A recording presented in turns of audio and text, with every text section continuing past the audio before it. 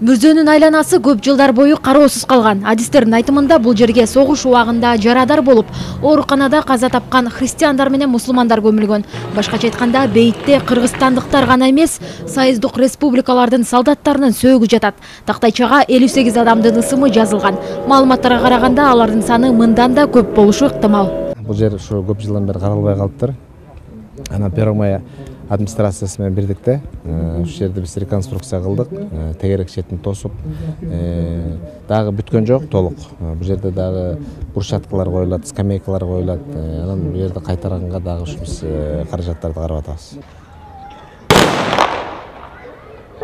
Саамалыкка согуштун ардагерлери жана оорукта эмгектенгендер катышып, мектеп окуучулары тарабынан даярдалган концерттик программа тартууланды. Алардын ар биринин жүзүндө майрамдык маанай сезилип турду.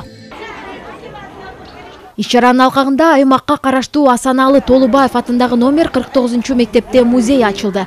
Музейге ардагерлердин эрдиги, азыркы муундардын жетишкендиги, деги эле Кызыл аскердин өрнөктүү иштери тууралуу материалдар коюлган. Бул музей ушул балдарыбызды биздин улуу муундардын эрдиги, улуу муундардын мекенге болгон сүйүүсү биздин балдар үчүн үлгү болот. Биз ушул балдарды ошолордун өрнөгүндө тарбиялагыбыз келет.